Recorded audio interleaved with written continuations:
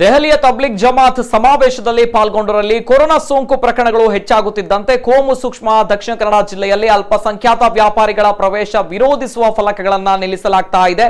ಜಿಲ್ಲೆಯ ತೊಕ್ಕೊಟ್ಟು, ಕೊಲ್ಯ, ಮಂಗಳೂರಿನ ಅಳಪೆ ಸೇರಿದಂತೆ ಹಲವೆಡೆ ಕೊರೋನಾ ವೈರಸ್ ಸಂಪೂರ್ಣವಾಗಿ ಹೋಗುವವರೆಗೆ ನಮ್ಮ ಊರಿಗೆ ಯಾವುದೇ ಅಲ್ಪಸಂಖ್ಯಾತ ವ್ಯಾಪಾರಿಗಳಿಗೆ ಪ್ರವೇಶ ಇಲ್ಲ ಎಂಬ ಫಲಕಗಳನ್ನು ಗ್ರಾಮಗಳ ಪ್ರಮುಖ ಸ್ಥಳಗಳಲ್ಲಿ ಅಳವಡಿಸುತ್ತಿದ್ದಾರೆ. ಇನ್ನು ಕೆಲವು ಸ್ಥಳಗಳಲ್ಲಿ ಹಿಂದೂ ಧರ್ಮೀಯರು ಎಂಬ ಹೆಸರಿನಲ್ಲಿ ಫಲಕ ಹಾಕಲಾಗಿದೆ. ಇನ್ನು ಕೆಲವೆಡೆ ಗ್ರಾಮಸ್ಥರು ಎಂಬ ಹೆಸರಿನಲ್ಲಿ ಫಲಕಗಳನ್ನು ಅಳವಡಿಸಲಾಗಿದೆ. ತಬ್ಲಿಗ್ ಜಮಾತ್ ಸಮಾವೇಶದಲ್ಲಿ ಪಾಲ್ಗೊಂಡವರಲ್ಲಿ ಸೋಂಕು ಕಾಣಿಸಿಕೊಂಡ ಬಳಿಕ ಈ ಬಗೆಯ ಕೃತ್ಯಗಳು ಹೆಚ್ಚುತ್ತಿವೆ. ಇನ್ನು ಮುಸ್ಲಿಂ ಧರ್ಮೀಯರನ್ನ ನಿಂದಿಸಿ ಪ್ರಚೋದನಕಾರಿ ಸಂದೇಶಗಳನ್ನು ಸಾಮಾಜಿಕ ಮಾಧ್ಯಮದಲ್ಲಿ ಹರಿಯಬಿಡಲಾಗ್ತಾ ಇದೆ. ಈ ಸಂಬಂಧ ಜಿಲ್ಲಾ ಪೊಲೀಸರು ಪ್ರಕರಣಗಳನ್ನು ದಾಖಲಿಸಿದ್ದಾರೆ. ಮುಸ್ಲಿಂ ವ್ಯಾಪಾರಿಗಳ ಪ್ರವೇಶ ವಿರೋಧಿಸಿ ಫಲಕ ಅಳವಡಿಸಿದವರ ವಿರುದ್ಧ ಕ್ರಮ ಕೈಗೊಳ್ಳುವಂತೆ ಡಿವೈಎಫ್ಐ ರಾಜ್ಯ ಘಟಕದ ಅಧ್ಯಕ್ಷ ಮುನೀರ್ ಕಾಟಿಪಳ ಅವರು ದಕ್ಷಿಣ ಕನ್ನಡ ಜಿಲ್ಲಾಧಿಕಾರಿ ಮತ್ತು ಹಿರಿಯ ಪೊಲೀಸ್ ಅಧಿಕಾರಿಗಳನ್ನ ಆಗ್ರಹಿಸಿದ್ದಾರೆ.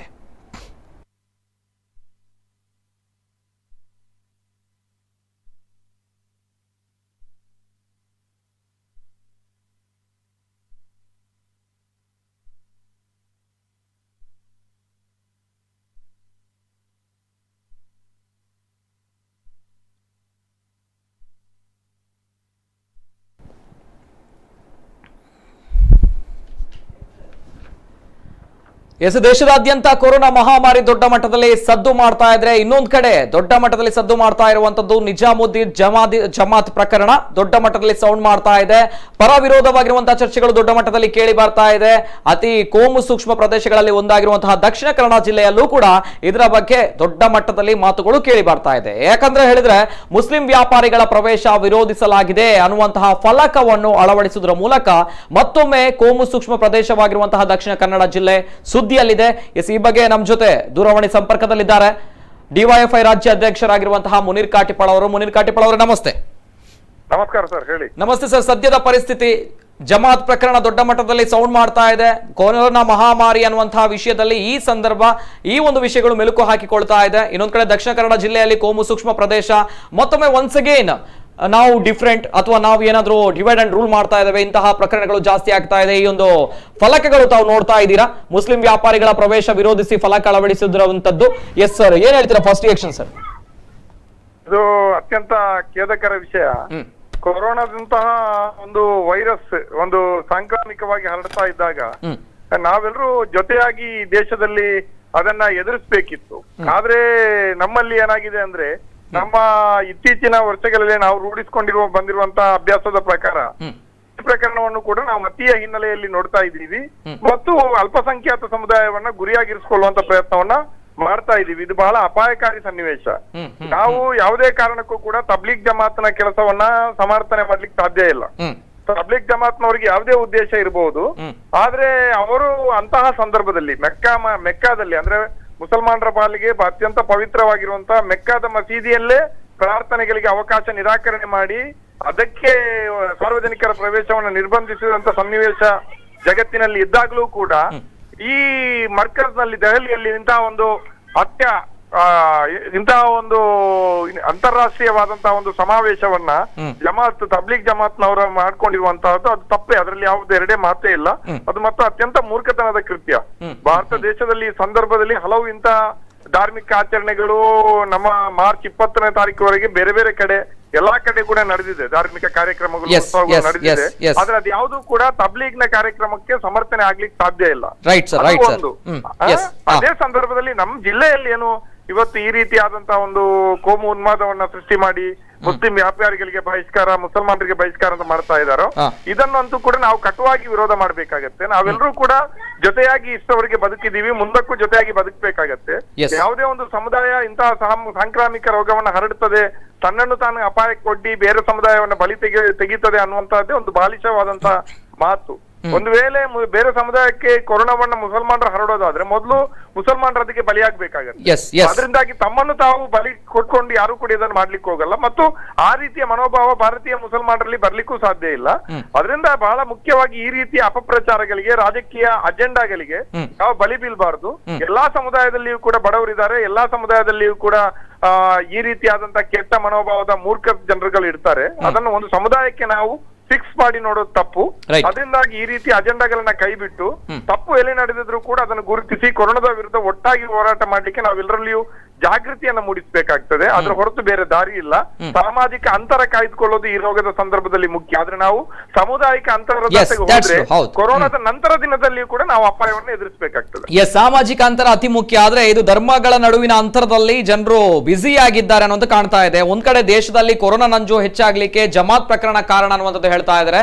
ಇನ್ನೊಂದ್ ಕಡೆ ಏಕಾಏಕಿ ತಬ್ಲಿಗ್ ಜಮಾತ್ ನ ತಲೆಯ ಮೇಲೆ ಈ ಕೊರೋನಾ ವೈರಸ್ ಹರಡುವಂತಹ ಪ್ರಕರಣಗಳು ಜಾಸ್ತಿ ಆಗ್ತಾ ಇದೆ ಅನ್ನುವಂತಹ ಆರೋಪವನ್ನು ಏಕಾಏಕಿ ಹಾಕುವಂತಹ ಸನ್ನಿವೇಶಗಳು ಅಥವಾ ಅಂತಹ ಒಂದು ಸಂದರ್ಭಗಳು ಆಗ್ತಾ ಇದೆ. ಅದಕ್ಕೆ ನೇರವಾಗಿ ನಾವು ನೋಡ್ತಾ ಇರುವಂತದ್ದು ಇಂತಹ ಒಂದು ಫಲಕಗಳು. ಅಂದ್ರೆ ಮುಸ್ಲಿಂ ವ್ಯಾಪಾರಿಗಳಿಗೆ ಅವಕಾಶ ಇಲ್ಲ, ಇನ್ನು ಮುಂದೆ ಮುಸ್ಲಿಂ ವ್ಯಾಪಾರಿಗಳು ಅವರ ಜೊತೆ ವ್ಯವಹಾರ ಮಾಡಬಾರ್ದು, ಸರಿ ಇಲ್ಲ ಅನ್ನುವಂಥದ್ದು. ಇದು ನಿಜವಾಗ್ಲೂ ಕೂಡ ನಮ್ಮ ಸಮಾಜಕ್ಕೆ ಅಪಾಯಕಾರಿಯಾಗಿರುವಂತಹ ಸಂದೇಶ.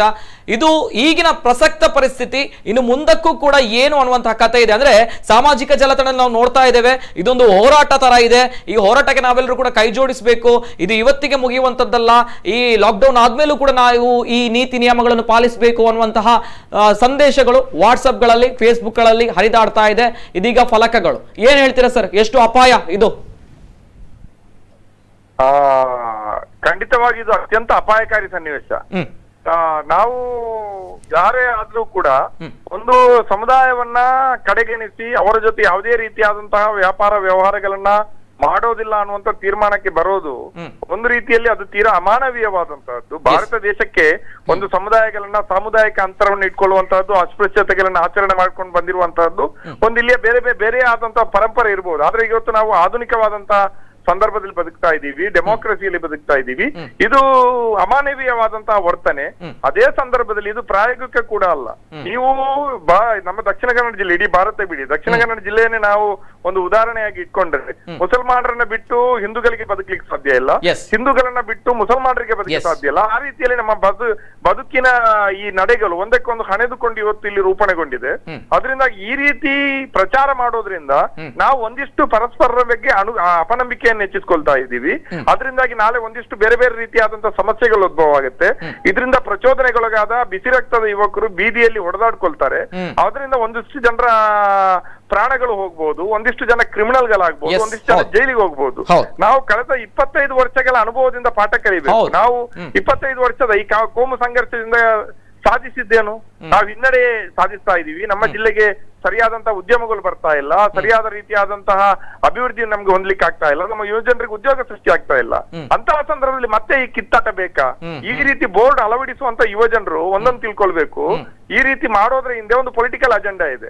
ನಾನು ನಿಮ್ಮ ಟಿವಿ ಚಾನಲ್ ಅಂತ ಹೇಳಲ್ಲ, ಆದ್ರೆ ಕೆಲವು ಚಾನಲ್ ನ ಅದರಲ್ಲಿಯೂ ಕೂಡ ಕನ್ನಡ ಚಾನಲ್ ನ ಕೆಲವು ಜನಪ್ರಿಯ ಸುದ್ದಿ ವಾಚಕರು ಅತ್ಯಂತ ಪ್ರಚೋದನಕಾರಿಯಾಗಿ ಈ ತಬ್ಲಿಗ್ ಜಮಾತಿನ ಪ್ರಕರಣವನ್ನ ನಿರೂಪಣೆ ಮಾಡಿದ್ದಾರೆ. ಆ ನಿರೂಪಣೆಯಿಂದಾಗಿ ಅತ್ಯಂತ ಹೆಚ್ಚಿನ ರೀತಿಯಲ್ಲಿ ಜನ ಮುಸ್ಲಿಮರಂದ್ರೆ ಇವತ್ತು ಭಯ ಬೀಳುವಂತ ನಿರ್ಮಾಣ ಆಗಿದೆ. ಆ ರೀತಿ ಭಯ ಬಿದ್ದ ಜನ ಮುಸ್ಲಿಮರು ನಮ್ಮ ಹಳ್ಳಿಗಳಿಗೆ ಬರಬಾರ್ದು, ನಮ್ಮ ಊರುಗಳಿಗೆ ಬರಬಾರ್ದು ಅನ್ನುವಂತ ಒಂದು ಪ್ರಯತ್ನವನ್ನ ಇವತ್ತು ಮಾಡ್ತಾ ಇದ್ದಾರೆ. ಅದಕ್ಕೆ ಒಂದು ರಾಜಕೀಯವಾದಂತ ಚಿಂತನೆಯು ಸೇರ್ಕೊಂಡಾಗ ಅದು ಇನ್ನಷ್ಟು ಅಪಾಯಕಾರಿ ಆಗ್ತದೆ. ನಾನಿಲ್ಲಿ ವಿನಂತಿ ಮಾಡೋದಂದ್ರೆ, ದಕ್ಷಿಣ ಕನ್ನಡ ಜಿಲ್ಲೆಯ ಜನ ಬುದ್ಧಿವಂತರಿದ್ದೀರಿ, ನೀವು ಪ್ರಜ್ಞಾವಂತರಿದ್ದೀರಿ, ಇದಕ್ಕೆ ಅವಕಾಶ ಕೊಡಬಾರ್ದು. ನಾವು ಒಟ್ಟಿಗೆ ಬದುಕಬೇಕಾಗಿದೆ. ಈ ರೀತಿ ಯಾರಾದ್ರೂ ಪೋಸ್ಟರ್ ಗಳನ್ನ ಹಂಚೋದು, ಮುಸಲ್ಮಾನರಿಗೆ ಸಾಮಾಜಿಕ ಬಹಿಷ್ಕಾರ ಹಾಕ್ಬೇಕು ಅಂತ ಹೇಳೋದು, ಅವರ ಅಂಗಡಿಗಳಲ್ಲಿ ವ್ಯಾಪಾರ ಮಾಡಬಾರ್ದು ಅಂತ ಯಾರಾದ್ರೂ ನಿಮ್ಗೆ ಹೇಳಲಿಕ್ಕೆ ಬಂದ್ರೆ ಅವರಿಗೆ ಬುದ್ಧಿ ಹೇಳಿ, ಅವರ ತಲೆಯಲ್ಲಿ ತುಂಬಿರುವಂತ ಈ ಮತೀಯ ವಿಷವನ್ನ ಹೊರತೆಗೆಯುವಂತ ಪ್ರಯತ್ನವನ್ನ ಮಾಡಿ. ಮತ್ತೆ ಪೊಲೀಸ್ ಇಲಾಖೆಯಲ್ಲಿ ನಾನು ವಿನಂತಿ ಮಾಡೋದೇನಂದ್ರೆ, ಯಾವುದೇ ಮುಸ್ಲಿಮರ ಕೈಯಿಂದ ದೂರು ಬರುವವರಿಗೆ ಕಾಯಬೇಡಿ. ಮುಸ್ಲಿಮರು ದೂರು ಕೊಟ್ರೆ ಅದು ಇನ್ನೊಂದು ರೀತಿಯಲ್ಲಿ ಹಿಂದೂ ಮುಸ್ಲಿಮರ ಮಧ್ಯೆ ಸಂಘರ್ಷಕ್ಕೆ ಕಾರಣ ಆಗ್ತದೆ. ಯಾರೋ ಇದು ಹಿಂದೂ ಸಂಘಟನೆಯವರೋ ಹೌದೋ ಅಲ್ವೋ, ತಲೆಗೆಟ್ಟವರು, ಮುಸ್ಲಿಮರ ಬಗ್ಗೆ ಪೂರ್ವಾಗ್ರಹವನ್ನು ಹೊಂದಿದವರು ಯಾರೋ ಈ ರೀತಿಯಲ್ಲಿ ಮಾಡ್ತಾ ಇದ್ದಾರೆ. ಇದಕ್ಕೆ ದೂರು ಕೊಡ್ಲಿಕ್ಕೆ ನೀವು ಮುಸ್ಲಿಂ ಸಂಘಟನೆಯವರನ್ನು, ಮುಸ್ಲಿಮರನ್ನು ಕಾಯಬೇಡಿ. ಅದು ಇನ್ನೊಂದು ರೀತಿಯಲ್ಲಿ ಮುಸ್ಲಿಮರು ದೂರು ಕೊಟ್ಟ ತಕ್ಷಣ, ಮುಸ್ಲಿಂ ಸಂಘಟನೆಗಳು ದೂರು ಕೊಟ್ಟ ತಕ್ಷಣ ಮತ್ತೆ ಹಿಂದೂ ಮುಸ್ಲಿಂ ಮೇಲಾಟವಾಗಿ ಇದು ಪರಿವರ್ತನೆ ಆಗ್ತದೆ. ಅದಕ್ಕೆ ನಾವು ಅವಕಾಶ ಕೊಡಬಾರ್ದು. ಪೊಲೀಸ್ ಇಲಾಖೆ, ಜಿಲ್ಲಾಡಳಿತ, ರಾಜಕೀಯ ಪಕ್ಷಗಳು ಇದನ್ನ ಅತ್ಯಂತ ಜಾಗರೂಕತೆಯಿಂದ ನಿಭಾಯಿಸಿ ಈ ರೀತಿ ಯಾರೆಲ್ಲ ಇದರ ಹಿಂದೆ ಇದ್ದಾರೋ ಅವರ ಮೇಲೆ ಕಾನೂನು ಕ್ರಮ ಕೈಗೊಳ್ಬೇಕು ಮತ್ತು ಊರಿನ ಜನರಿಗೆ ಇದನ್ನು ತಿಳುವಳಿಕೆಯನ್ನ ಮೂಡಿಸಬೇಕು. ಮತ್ತೆ ಈ ರೀತಿಯ ಒಂದು ರೀತಿಯ ಬಹಿಷ್ಕಾರಗಳು, ಅದು ಅಸ್ಪೃಶ್ಯತೆ ಆಚರಣೆಯ ರೀತಿಯಲ್ಲಿ ಅದು ಅಪರಾಧ. ಅದಕ್ಕೆ ಅದೇ ರೀತಿಯಾದಂತಹ ಕಾನೂನು ಕ್ರಮಗಳು ಕೂಡ ಮುಂದಿನ ದಿನಗಳಲ್ಲಿ ಜರುಗುತ್ತದೆ ಅನ್ನುವಂತ ಎಚ್ಚರಿಕೆಯನ್ನ ಕೊಡ್ಲಿಕ್ಕೆ ಸಾಧ್ಯ ಆಗ್ಬೇಕು. ಆ ರೀತಿಯಲ್ಲಿ ನಾವು ಇಂತಹ ಪರಿಸ್ಥಿತಿಯನ್ನ ನಿಭಾಯಿಸಬೇಕಾಗತ್ತೆ. ಇವತ್ತು ಕೊರೋನಾ ಇನ್ನೊಂದು 2 ತಿಂಗಳು ಇರ್ಬೋದು, ಹೋಗ್ಬೋದು. ಅದ್ರ ಆಚೆಗೆ ನಮ್ ದೇಶಕ್ಕೆ, ನಮ್ ಜಿಲ್ಲೆಗೆ ದೊಡ್ಡ ಸವಾಲು ಬರ್ತದೆ. ಈಗಾಗ್ಲೇ ವಿದೇಶಗಳಿಂದ ಬಂದಿರುವಂತ ನಮ್ಮ ಅಲ್ಲಿ ಫಾರಿನ್ ಗಳಲ್ಲಿ ದುಡಿಯುವಂತ ಹುಡುಗರು, ಯುವಕರು ವಾಪಸ್ ಹೋಗ್ಲಿಕ್ಕೆ ಆಗದೆ ಅವ್ರ ಈ ವೀಸಾಗಳು ಲ್ಯಾಪ್ಸ್ ಆಗ್ತಾ ಇದೆ. ಮುಂದಿನ ಎಷ್ಟು ತಿಂಗಳು, ಎಷ್ಟು ವರ್ಷ ನಮ್ಮನ್ನು ಮತ್ತೆ ಅವ್ರು ಮರಳಿ ಕರೆಸ್ಕೊಳ್ತಾರ ಅನ್ನುವಂಥದ್ರ ಬಗ್ಗೆ ಪ್ರಶ್ನೆಗಳಿಗೆ ನಮ್ಮಲ್ಲಿ ಉತ್ತರ ಇಲ್ಲ. ಬೆಂಗಳೂರು ಬಿಟ್ಟು ನಮ್ಮ ಊರು ಸೇರ್ಕೊಂಡಿರುವಂತ ಏನು ಯುವಕರಿದ್ದಾರೆ, ನಾಳೆ ಕೊರೋನಾ ಮುಗಿದ್ಮೇಲೆ ಆ ಕಂಪನಿಗಳು ಮತ್ತೆ ಮರಳಿ ಓಪನ್ ಆಗ್ತದೆ ಅಂತ ಗ್ಯಾರಂಟಿ ಇಲ್ಲ. ಮುಂಬೈನಲ್ಲಿ ವ್ಯಾಪಾರವನ್ನ ಕಟ್ಕೊಂಡಿರುವವರು, ಬದುಕನ್ನ ಕಟ್ಕೊಂಡಿರುವವರು, ನಾಳೆ ಅಲ್ಲಿಯ ಬದುಕು ಇವತ್ತು ಮುಂಬೈ ತತ್ತರಾಗ್ತಾ ಇದೆ. ನಾಳೆ ನಮ್ಮ ಊರಿನಲ್ಲಿರುವಂತ ಯುವಜನರು ಅಲ್ಲಿಯ ಮಾರುಕಟ್ಟೆಗಳು ಕುಸಿದು ಮತ್ತೆ ಮಂಗಳೂರಿಗೆ ವಾಪಸ್ ಬರ್ಬಹುದು ಅಂತ ಸ್ಥಿತಿ ಬರ್ಬಹುದು. ಇದು ನಮ್ಮಲ್ಲಿ ಈಗಾಗಲೇ ಬಿಕ್ಕಟ್ಟನ್ನೇ ಉಂಟಾಗಿರುವಂತಹ ಉದ್ಯೋಗ, ಬಿಸ್ನೆಸ್, ಇನ್ನೊಂದ್ರಲ್ಲಿ ಎಲ್ಲದ್ರಲ್ಲಿ ಕೂಡ ನಮ್ಮ ಈ ತುಳುನಾಡು ಕಳೆದ 1 ವರ್ಷದಿಂದ ದೊಡ್ಡ ರೀತಿಯ ಪೆಟ್ಟನ್ನ ತಿಂತಾ ಇದೆ. ಅದು ಇನ್ನಷ್ಟು ದೊಡ್ಡ ಮಟ್ಟಿಗೆ ಹಾನಿ ಆಗ್ತದೆ. ನಾವು ಆ ಸವಾಲನ್ನ ಕೊರೋನಾದ ನಂತರದ ದಿನಗಳಲ್ಲಿ ಎದುರಿಸಬೇಕಾಗ್ತದೆ.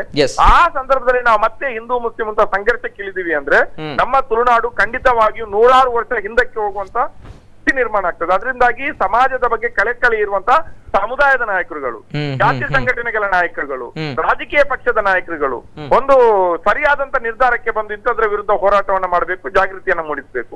ಆ ನಿಟ್ಟಿನಲ್ಲಿ ಯಡಿಯೂರಪ್ಪನವರು ನಿನ್ನೆ ಒಂದು ಸರಿಯಾದಂತ ಸಂದೇಶವನ್ನ ಜನರಿಗೆ ಕೊಟ್ಟಿದ್ದಾರೆ. ಅವರ ಒಬ್ಬ ಬಿಜೆಪಿ ಪಕ್ಷದ ಮುಖ್ಯಮಂತ್ರಿ ಆಗಿಯೂ ಕೂಡ ಅವ್ರಿಗೆ ಇದರ ಬಗ್ಗೆ ಆತಂಕ ಮೂಡಿದೆ.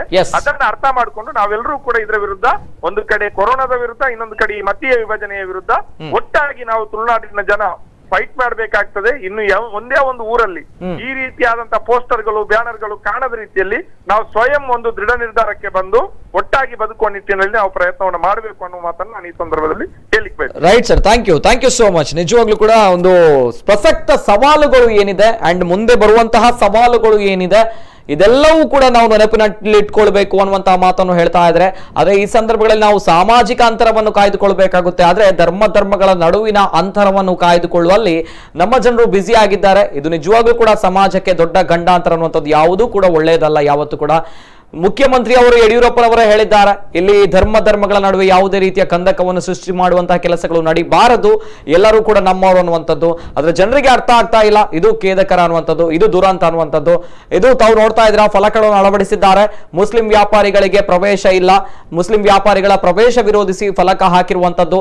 ಅವರ ಜೊತೆ ಯಾರು ವ್ಯಾಪಾರ ಮಾಡಬೇಡಿ, ಇದು ಕೊರೋನಾ ಮುಗಿಯುವವರೆಗೆ ನಾವು ಮಾಡುವುದಿಲ್ಲ, ಕೊರೋನಾ ಮುಗಿದ ನಂತರವೂ ಕೂಡ ನಾವು ಅವ್ರ ಜೊತೆ ವ್ಯಾಪಾರ ಮಾಡಬಾರ್ದು ಅನ್ನುವಂತಹ ಸಂದೇಶಗಳು ಸಾಮಾಜಿಕ ಜಾಲತಾಣದಲ್ಲಿ ಹರಿದಾಡ್ತಾ ಇದೆ. ಇದು ನಿಜವಾಗ್ಲೂ ಕೂಡ ನಮ್ಮ ಸಮಾಜಕ್ಕೆ ಅಪಾಯವಾಗಿರುವಂತಹ ಸಂದೇಶ, ಅಪಾಯವಾಗಿರುವಂತಹ ಬೆಳವಣಿಗೆ.